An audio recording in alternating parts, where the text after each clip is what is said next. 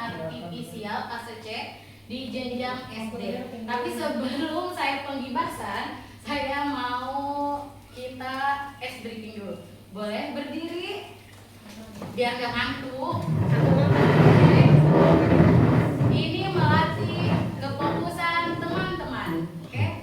Nanti saya mau mengadakan ice breaking, tepuk siku, tepuk tangan, tepuk tangan. Tepuk siku, tepuk tangan, tepuk siku, tepuk pundak, tepuk tangan. Oke? Saya contohkan dulu ya. Tepuk siku, tepuk pundak, tepuk tangan. Tepuk siku, tepuk pundak, tepuk tangan. Tepuk siku, tepuk pundak, pundak tepuk siku, tepuk pundak, tepuk tangan. Hafal? Oke. Sampai juga jadi bingung. Oke. 1, 2, 3. Tepuk siku, tepuk pundak, tepuk tangan. Tepuk siku, tepuk pundak, tepuk tangan. Tepuk siku, tepuk pundak, pundak tepuk siku, tepuk pundak, tepuk tangan. Good job. Yeay. Tepuk tangan untuk semuanya. Tadi itu, baik sebelum dimulai, kita baca doa dulu ya. Semoga penggibasan hari ini diberikan kelancaran sama Allah. Amin. Amin. Oke. Kita berdoa dimulai.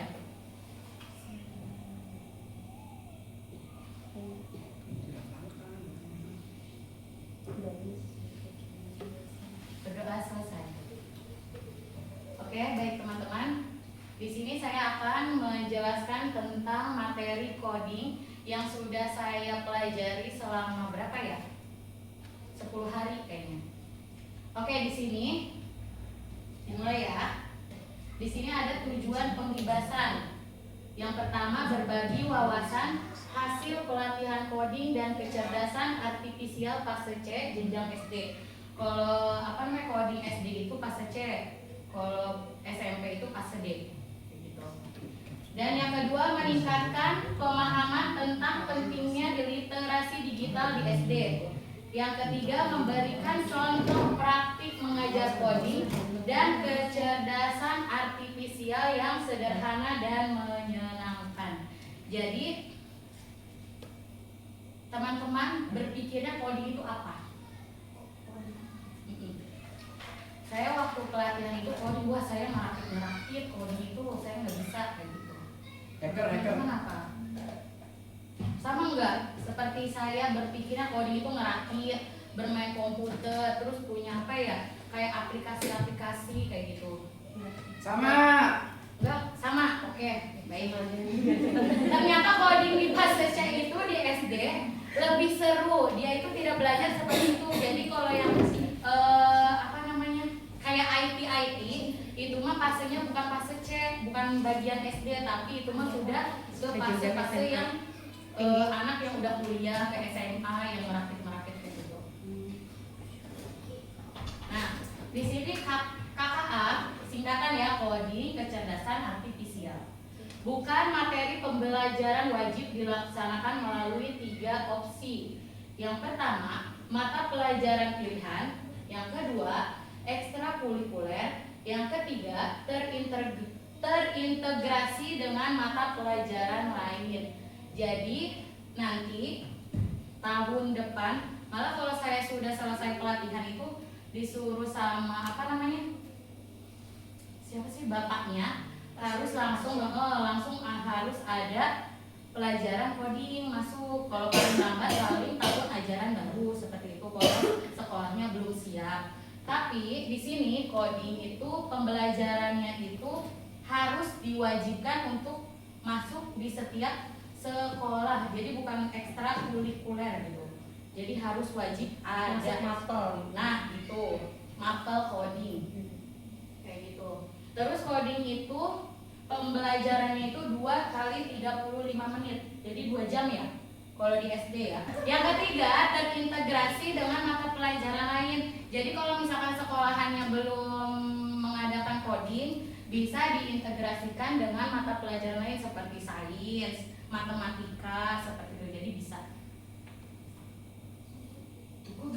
lagi. Udah nggak apa-apa. Nah, di sini coding itu artinya proses memberi instruksi kepada komputer untuk menjalankan tugas tertentu sesuai. Kalau kecerdasan artifisial atau di sini bilangnya AI atau KA tadi kecerdasan artifisial itu adalah teknologi yang menirukan kecerdasan manusia untuk memecahkan masalah, belajar dan membuat keputusan secara otomatis. Contohnya kalian pernah kan menggunakan kayak AI, terus apa ChatGPT itu termasuk ke dalam kecerdasan artifisial. Di sini pentingnya mata pelajaran coding yang pertama membekali siswa dengan literasi abad ke-21. Yang kedua, melatih berpikir komputasional. Yang ketiga, cakap dan bijak sebagai warga masyarakat digital yang literasi, produktif, beretika, aman dan bertanggung jawab. Yang keempat, terampil mengelola dan memanfaatkan data serta berkarya melalui kecerdasan artifisial atau KA. Nah, di sini ada plug ya, benar ya? Bacanya plug. Betul tidak bahasa Inggrisnya? Iya, plug. Itu artinya kegiatan dilakukan dengan bantuan perangkat digital seperti komputer, tablet atau internet. Kalau unplug itu kegiatan dilakukan dengan tanpa perangkat digital, biasanya menggunakan alat fisik seperti kertas, kartu, papan permainan.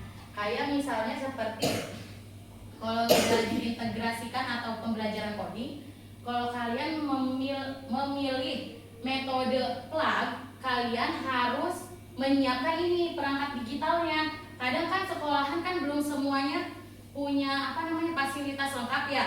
Jadi bisa menggunakannya unplug, kayak bisa menggunakannya alat fisiknya seperti kertas kartu dibuat sama gurunya, terus papan permainan. Kalau misalkan yang fasilitasnya udah lengkap, bisa dimanfaatkan seperti komputer, tablet atau internet seperti itu. Jadi membuat anak itu belajar menyenangkan, belajar sambil bermain seperti itu. Ini udah belum ya? Nah, di sini ada elemen coding dan kecerdasan artifisial. Yang pertama, berpikir komputasional. Yang kedua, literasi digital. Yang ketiga, literasi dan etika KA.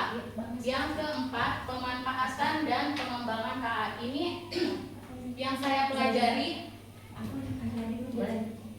Ini adalah yang saya pelajari selama 1 minggu yang pelatihan tersebut. Ini ada 4 modul. Yang pertama ada cara berpikir komputasional, yang kedua literasi digital, yang ketiga literasi dan etika KA, yang keempat memanfaatkan dan pengembangan KA seperti apa. Nanti dijelaskan di sini. Nah, di sini ada berpikir komputasional. Di sini dibagi menjadi ada 4. Yang pertama, dekomposisi. Yang kedua, ada abstraksi. Yang ketiga ada pengenalan pola. Yang keempat berpikir algoritma. Nah, di sini kalau dekomposisi itu adalah proses memecahkan masalah besar atau objek yang kompleks menjadi bagian-bagian yang lebih kecil, lebih sederhana. Contohnya, nih, di sini dekomposisi itu seperti contohnya pesta ulang tahun. Tujuannya itu di sini peserta didik belajar memecahkan masalah besar menjadi bagian kecil yang lebih mudah diselesaikan. Di sini ada alatnya kertas, pensil atau papan tulis. Di sini langkah-langkahnya. Yang pertama, guru memberikan tantangan. Bayangkan jika ingin membuat sebuah pesta ulang tahun yang sempurna, apa saja yang harus dipersiapkan? Yang pertama, di sini yang kedua peserta didik menuliskan bagian-bagian yang misalnya memilih tempat, terus mengundang teman, menyiapkan makan, menentukan permainan. Setelah itu, semua bagian terkumpul, didiskusikan dan dijelaskan kembali kepada peserta didik bagaimana Dekomposisi membuat pekerjaan lebih mudah dikelola. Jadi dia dikelolanya itu secara berurutan. Jadi siswa itu diarahkan itu berpikir itu berurutan. Enggak mungkin kan kalau misalkan ke pesta ulang tahun, apa yang harus disiapkan? Enggak mungkin harus yang disiapkan yang pertama membuat kue. Itu. Jadi di sini diajarkan untuk siswa itu berpikir sesuai dengan urutannya. Jadi enggak mencok apa ya?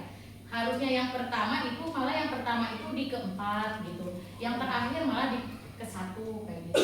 Itu bahaya untuk apa ya? Cara berpikirnya anak-anak. Jadi cara berpikir sistematis. Ya, seperti itu. Mengerti?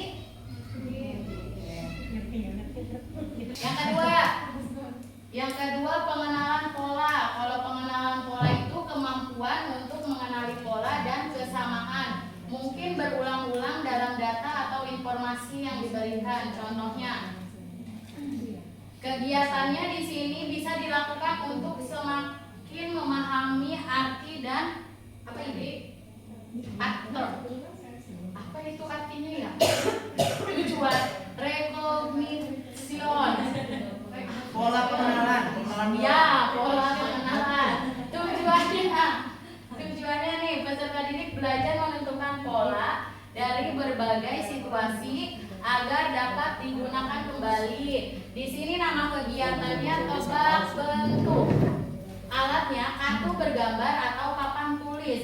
Langkah-langkahnya di sini guru menampilkan beberapa contoh pola. Misalnya pola angka 2, 4, 6, 8. Selanjutnya apa? 10. Berapa? 10. Terus yang kedua pola bentuk bulat. Terus segitiga bulat, segitiga bulat. Apa yang selanjutnya tadi bulat. Terus yang ketiga pola dalam aktivitas sehari-hari, jadwal sekolah, langkah dalam bermain, game. Terus yang kedua, peserta didik mencoba menebak dan menjalankan polanya. Yang ketiga, guru menjelaskan bahwa dalam komputer pola sering digunakan untuk membuat program lebih efisiensi. Jadi coding itu sebenarnya kalau diintegrasikan ke pembelajaran kebanyakannya untuk matematika. Kayak gini kan ya, nih anak-anak. Jadi tebak bentuk kayak apa ya? Dari 2, terus 4, 6, 8, terus ke 10 itu bilangan apa? Genap. Prima? Genap. Genap. Kalau Kelipatan 2. Kelipatan 2, ya betul. Jadi kan kalau misalkan kita cuman mengandalkan papan tulis ini, terus kalau nggak ada gerak dari anak, kan kayak apa ya? Pembelajaran itu kayak tidak menyenangkan kan? Membosankan. Ya, membosankan. Ini bukan diutus. Harus pembelajaran itu bagaimana caranya pembelajaran itu menyenangkan, tidak membosankan. Makanya ada pembelajaran coding, dan coding juga bisa diintegrasikan kepada mata pelajaran lain, tapi kebanyakan itu digunakan untuk matematika seperti itu. Oke, di sini ada abstraksi. Abstraksi itu menyaring informasi yang tidak relevan dan hanya mengambil bagian yang penting untuk menyelesaikan masalah.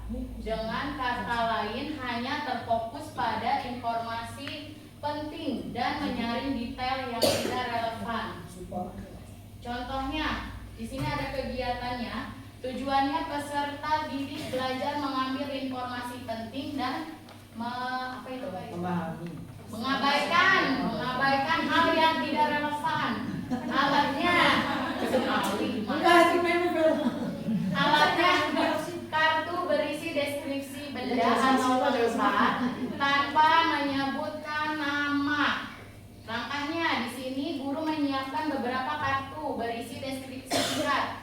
Misalnya, aku adalah tempat orang membeli makanan. Ada meja, ada kursi, tapi bukan di rumah. Aku di mana? Restoran. Gitu. Bermainnya gitu, cara bermainnya. Terus yang kedua, aku adalah alat untuk menulis. Biasanya panjang dan runcing, sering dipakai di sekolah. Aku apa? Pulpen. Dan bisa juga teman kalau misalkan pembelajaran bikin permainannya misalnya kartu nih, misalkan sekolah kayak gitu. Terus jadi ini nanti kasih ya ke teman-teman, misalkan ada lapangannya, ada ruangannya banyak, nanti Jalela bilang mall, bukan, salah gitu. Terus nanti jawab lagi, Jahyuli ngejelasin lagi, ada apanya ya? Ada tamannya, ada toiletnya, terus apa lagi di sekolah? Ada labnya, nanti dijawab sama Jauswa, sekolah. Itu sekolah, itu permainan abstrak itu. Cara bermainnya. Ada perosotan. Nah, kayak gitu. Nah, yang ketiga berpikir algoritma. Di sini menyusun langkah-langkah instruksi ataupun prosedur yang sistematis untuk menyelesaikan suatu masalah tertentu. Contohnya di sini ada peserta didik memahami bagaimana menyusun langkah-langkah sistematis untuk menyelesaikan masalah. Di sini ada alatnya itu buku resep atau instruksi acak. Langkah-langkahnya itu guru menyiapkan beberapa lembar buku berisi langkah-langkah membuat sesuatu, tetapi dalam urutan yang diacak, misalnya membuat roti lapis, terus membuat origami ya, atau menggambar rumah. Yang kedua, peserta didik bekerja dalam kelompok untuk menyusun ulang tahun. Langkah-langkah menjadi urutan yang benar. Menyusun ulang. Ya, untuk menyusun ulang. Kok ulang tahun? Menyusun ulang tahun nggak ada tahunnya. Maaf ya. mikirin ulang tahunnya. Iya, udah lewat orang ulang langkah-langkah menjadi urutan yang benar. Terus yang ketiga, setelah selesai, satu kelompok membaca urutan mereka dan kelompok lain memeriksa apakah bisa diikuti dengan logis. Yang keempat, guru menjelaskan bahwa berpikir algoritma adalah menyusun langkah-langkah yang benar agar suatu tugas bisa diselesaikan dengan baik, seperti instruksi dalam program komputer, seperti itu. Jadi berurutan ya. Seperti tadi apa yang berurutan? Komputasional ya, sama ya. Di sini ada perbedaan mesin cerdas dan dengan mesin non cerdas. Mana ada mesin yang nggak Yang cerdas nggak pernah belajar. Apa? Ada Ustazah. Udah diperbarui. Belum.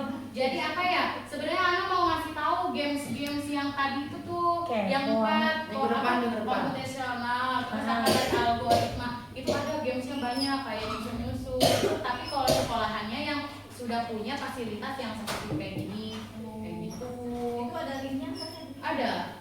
Nanti karena berbagi ya. Itu malah dipraktik Kayak kemarin anak juga mau begitu ya. Jadi berpikir mengolah pikiran anak itu secara berurutan seperti itu, melatih otak. Ini perbedaan mesin cerdas dengan mesin non cerdas. Tara, apa tidak ada? Dan cerdas dong.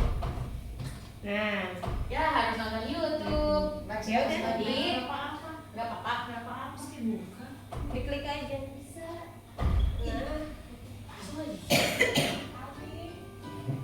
Silakan menyaksikan.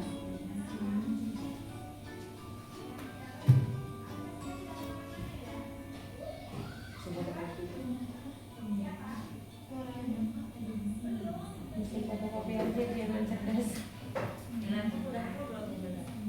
Iya, akunnya di mana sih? Ini udah full. Mobil kan, wih, self driving. Bentar aja dia deg-degan. Seneng amat sih kakek.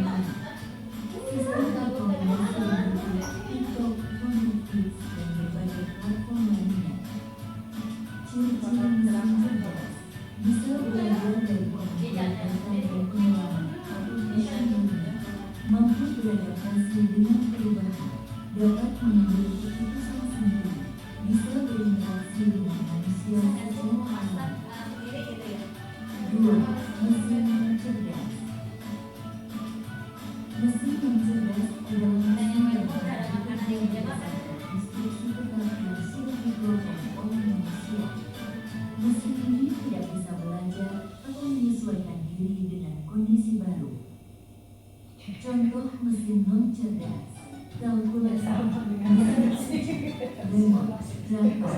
Kalau nggak diputus, berapa yang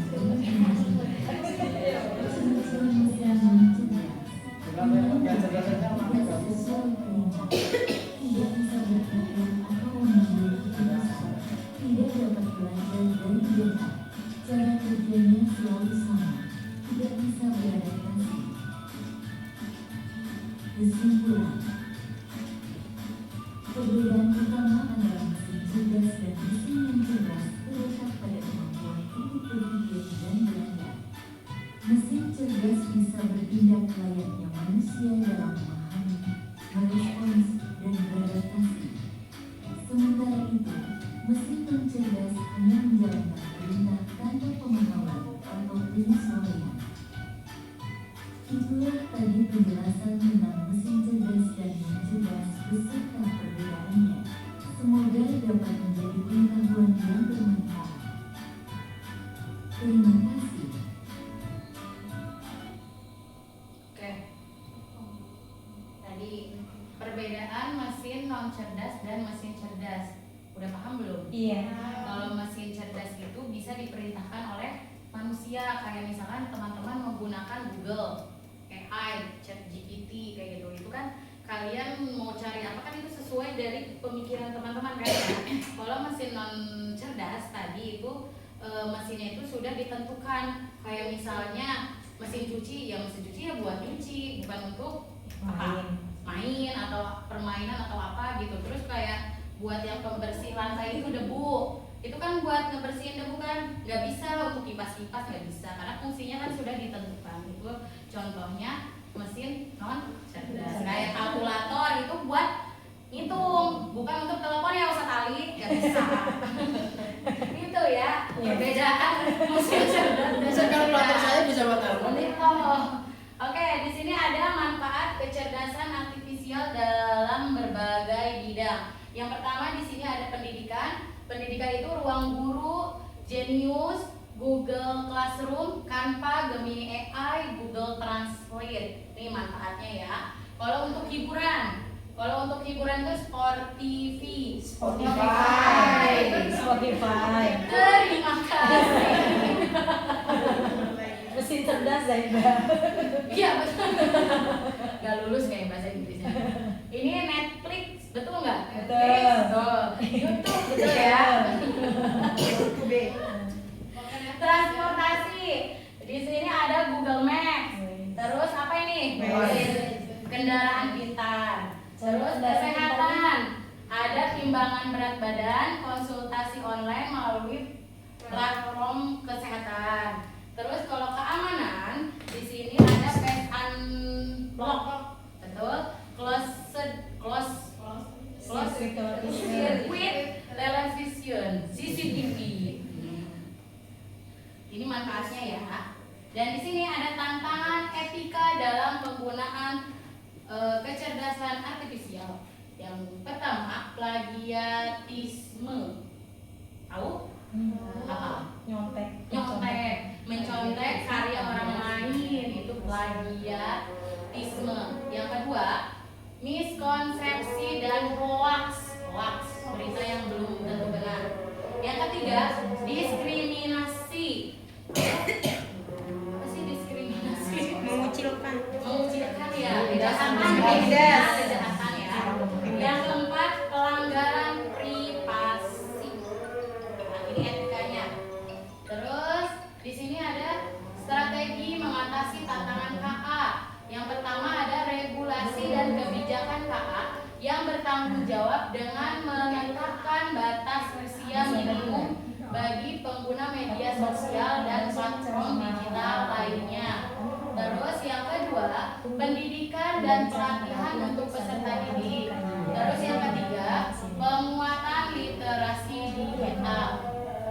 Nah, di sini ada mengapa menggunakan kecerdasan artifisial KA perlu izin orang tua. Gak sembarangan ya, berbahaya soalnya kalau misalkan tanpa izin orang tua. Yang pertama itu ada keamanan data pribadi. Ini yang pertama. Yang kedua, mencegah kecanduan teknologi. Yang ketiga, memastikan konten yang diakses adalah konten aman untuk anak-anak. Makanya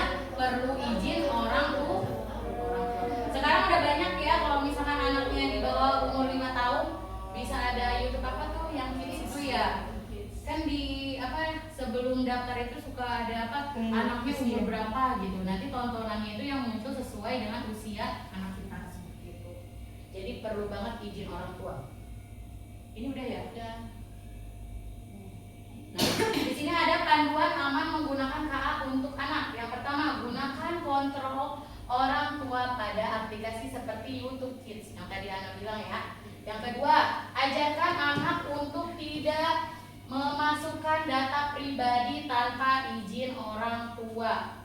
Yang ketiga, dorong anak untuk bertanya kepada guru atau orang tua jika menemukan informasi mencurigakan dari KA atau kecerdasan artifisial. Kesimpulannya, yang pertama, pembelajaran coding dan kecerdasan artifisial merupakan kebutuhan penting dalam mempersiapkan generasi era digital ini. Karena sekarang malah lebih pintar memainkan digital itu ketimbang guru daripada anak. Lebih pintar anak ketimbang orang tua. Anaknya sudah pintar memainkan handphone kemana, orang tuanya mah main WA aja Masih gaptek. seperti itu. Jadi bahaya banget. Yang kedua, prinsip etika dalam penggunaan KA. Ini sangat penting agar teknologi ini dapat digunakan dengan cara yang bertanggung jawab. Jadi bermain digital itu atau coding ini dapat etikanya itu ada etikanya, maksudnya enggak sembarangan seperti itu. Yang ketiga, peran guru sangat penting sebagai fasilitator, motivator sekaligus teladan dalam pemanfaatan teknologi secara bijak seperti itu. Oke, terima kasih untuk teman-teman atas waktunya. Sudah mendengarkan materi penggibasan coding yang sudah Ana lakukan pelatihannya selama berapa hari ya? 10 lebih kali ya. Jadi doakan semoga saya lancar, terus mendapatkan nilai yang bagus, terus mendapatkan sertifikat yang soalnya tugasnya itu luar biasa seperti itu. Jadi kalau teman-teman kurang paham, namanya saya juga masih belajar, nanti kita belajar bareng-bareng. Kalau yang belum mengerti nanti boleh ditanya ke saya seperti itu. Karena penggibasan kan waktunya ditentukan, jadi nggak lama ya. Masih banyak bukan materi platform games yang itu untuk disalurkan ke anak-anak agar pembelajaran itu lebih menyenangkan. Tapi games-gamesnya itu aman, yang membentuk pikiran anak itu sistematis, berurutan, pokoknya berpikirnya itu anak-anak, jadi melatih otak kayaknya waktu kemarin anak pelatihan aja games-gamesnya ada yang susah, saya jarang nggak tahu gimana cara mainnya. Oke, seperti itu. Ada yang mau bertanya? Udah nih. Kalau Zaida, kalau untuk game sendiri udah ada klasifikasi belum di ininya? Kan kalau kayak YouTube tadi udah ada ya, ada untuk anak-anak maksudnya. Kalau untuk game sendiri, maksudnya game yang untuk kayak ini aja sih, kayak tadi kan ada dekomposisi ya, bener kan? Itu kan bagaimana cara anak berpikir berurutan kan, dengan sederhana. Contoh permainannya di situ biasanya ada kayak games membuat burger. Kan di situ kalau games membuat burger suka ada di sini ada kayak roti, ada dagingnya, jadi nanti anak-anak nih bagaimana nih cara robot tersebut itu membuat burger. Jadi apa dulu, nggak mungkin kan daging dulu, nanti diklik sama dia, roti dulu klik, nanti daging, terus sayuran, terus roti lagi atau saus. Jadi kalau misalkan dia menaruhnya sesuai gitu, ya berarti mereka berhasil. Kalau tidak sesuai nanti juga ada gamesnya tetot kayak gitu. Jadi itu juga melatih kecepatan berpikir anak seperti itu. Kan diberi waktu. Kalau anak tersebut berpikirnya lama, pasti nanti seperti itu. Biasanya banyak ya, kayak misalkan bentuk-bentuk bulat atau apa kayak gitu. Makanya nanti saya kasih aja deh. Tapi maksudnya nggak ada pengklasifikasian khusus, misalnya ada link apa nih yang khusus main game ini gitu. Karena kan saya sendiri kalau anak main game itu maksudnya belum terpantau ya Zah. Jadi karena memang belum banyak paham juga. Jadi dia kalau misalnya nih dia bilang game Roblox bu, game apa? Udah sih nggak mau, maksudnya dia nggak mau ngasih tahu gitu seperti apa. Maksudnya itu ada pemisahan nggak di situsnya tersebut, di linknya tersebut? Misalnya ini loh game-game contoh ini, apa contoh-contoh game yang seperti yang Zalila jelaskan seperti itu. Iya, itu pokoknya games-games tentang pendidikan aja. Kalau mau cari kayak gitu, kalau mau kayak gitu kitanya yang ngetik pencariannya, cari sesuai dengan usianya. Jadi nanti kita itu kalau yang anak tahu itu ada linknya, itu pokoknya khusus untuk permainan coding aja. Nanti teman-teman tinggal pilih aja nih sesuai dengan materi atau yang mau diintegrasikan ke pembelajaran teman-teman seperti itu. Oh saya berhitung nih, berarti apa nih yang cocok? Nanti cari banyak saja. Karena juga nggak semuanya dimainkan karena itu terlalu banyak, cuma beberapa doang yang anak lihat-lihat ke bawah-bawah itu banyak. Model-modelnya banyak. Kita tutup ya. Aku mau. Ada yang mau tanya lagi nggak? Dan Soim ada yang mau ditanya? Udah, ini udah jam. Oke baik teman-teman. Oke alhamdulillah. Terima kasih ya Katanya teman-teman. dari foto belum? Apa? Belum di foto tadi. Full kok videonya, ntar kamu ketik aja. Iya.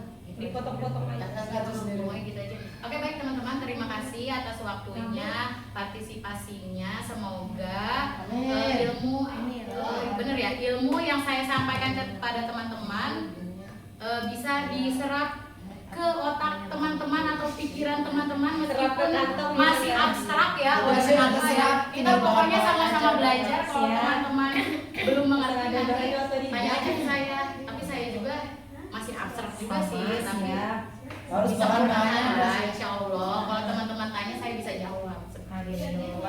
Oke, saya akhiri untuk penggibasan hari ini. Mohon maaf jika ada salah-salah kata, kelesetan kata-kata yang kurang sempurna. Saya akhiri. Wassalamualaikum warahmatullahi wabarakatuh. Waalaikumsalam warahmatullahi wabarakatuh. Silakan pulang. Yo, galak.